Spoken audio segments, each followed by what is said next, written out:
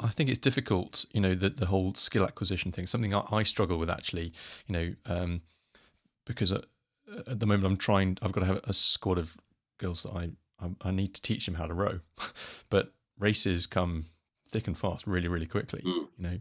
So you go through a process of building the skill up over time. So let's say there's six steps in the process. Is that how you go about doing it? Time constraints as well for us at school, and people think that when we go to school, the boys are on the Astro the whole day, and they're not. They've got lessons, unfortunately. um, but so I try and make sure that if there has to be an emphasis between skill development and physical development, it's skill development. We've got to spend time on the pitch. They need to be playing hockey. The younger they are, the younger the level, the more time I will spend on teaching them the core basics. So, broadly or crudely speaking, at the under 12s, they will probably spend 60% of the week doing basic skills, 40% doing other bits, games and set pieces and whatever. But making sure that it's fun. And then as the continuum goes up, hopefully it turns the other way. 60% more games and more competition stuff, and less time on basic skills. The one hopes that they're doing all their basic skills, doing the other bits. But I would also say that I'm a firm believer on foundation and fundamental skills, and they can't make good decisions if they're chasing after the ball. They need to be able to stop the ball and pass it accurately, and the more accurately they can do it, and the more finite their skills are, the better the player they will hopefully be, and the better the chance they're going to have to fulfill that genetic ceiling that they have. If they don't worry about their basics, something that I don't think is good enough in the game in the UK anyway, it's going to be hard for them to really compete at the very, very top end, no matter how good their decision making is on the pitch and what have you. There's still going to be moments where that decision making will fall down because their skill base is not correct. So I still have GB boys that I coach at a club where they may see a pass that it's on, they've seen it, a pass that no one else sees it, but they've failed to execute the skill to hit the ball to that person who only they saw was free because their skill base is not correct. So, yeah, and like I said to you before, I use the example of little kids and their greens. That's the same thing. I try and hide those basics everywhere. Even at Wimbledon, when you're coaching senior internationals, I'll do warm-ups before games, before even a proper match, where they don't even realize they're actually working on their basics. Because the way I see it is, you get 15 minutes to warm up before a game of stick and ball, 20 minutes maybe. Well, if you multiply 20 by 22 matches in a season, that's 2 sessions just solely on skill development. So you can really use that time appropriately and not waste a minute of any time that you find with them on the pitch. But I won't tell them it's basics. If I do, I probably lose half of them.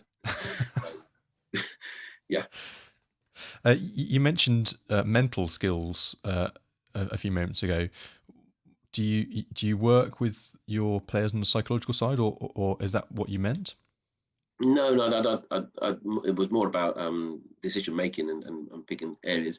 I try and help them as best I can. I'm not a sports psychologist. I know little about it, but I try and help them as best I can. I think the best way to just keep them at ease and keep them mentally strong, if you can use that word. I like to make them understand and trust me that, if I'm honest, I'm not fussed if they make a skill error, if they make a bad trap or a bad hit, or I'm not going to lose my sleep about it. I'll try and improve that. And if they continually make bad skill errors, eventually someone else will take their place. But it's not that I hold that against them. For me, the no is effort errors, not trying hard enough, not working hard enough. For me, the most important thing is the 20 seconds, 30 seconds after they made a mistake. The ball's on that side of the pitch, and I'll still be looking at the player. to see how they react.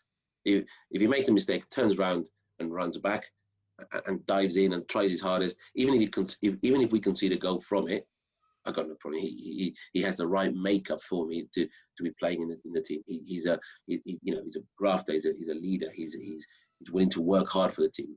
Everyone's going to make a mistake.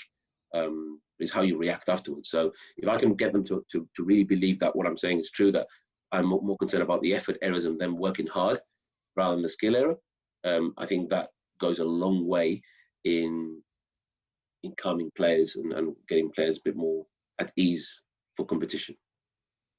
So you're trying to build character? Definitely, yeah. How do you do that? I'm not an expert at it, but I prefer players who've got character than players who are characters, if that makes sense. And that for me is showing how they deal with those setbacks in games. I try very hard. Again, there might be better ways of doing it, but in my limited experience, I try very hard in replicating training from September with how it's going to look in games. So all our competitive matches, even our basic skills that we do, everything has a forfeit, everything has a consequence. So the players get used to. So like, we've lost a little 6-on-6. Oh, sorry lads, you're the guys running. Or if you lose them 3 in a row, sorry lads, you're the guys buying the carry on Friday. Whatever, it might be fun, but they understand that because in sport it has consequences, and I just can't understand when people talk about, oh, everything's winning or losing. Well, why are you playing sport otherwise?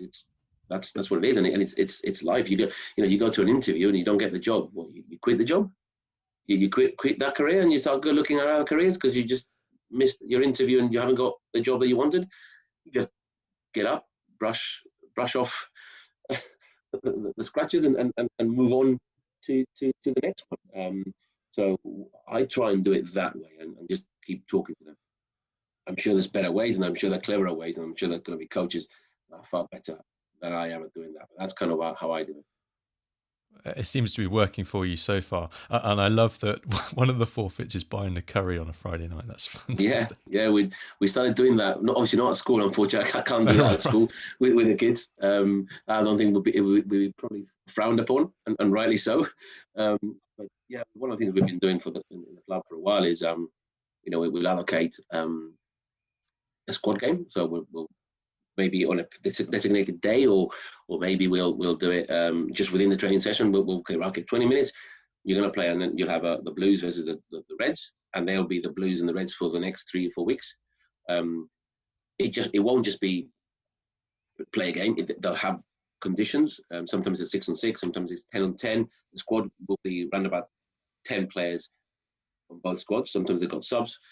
You put whatever conditions you want in there. Sometimes the game has unfair scoring system, so you might get a point for a goal, or you might get 2 points for a goal within certain time constraints. Anything that's going to just replicate something that we're trying to get out from a coaching point of view. So they have to sort of think about it, but all the results get logged, and the team that loses at the end of the 4 weeks, however games will be played in points, they're the team that takes the other team out for a team meal, but they'll take the bill.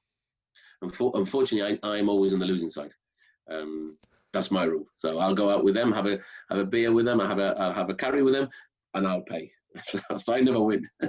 Sounds expensive. Yeah, it's been good. It's also been good for team morale and team building, and yeah, boys love that.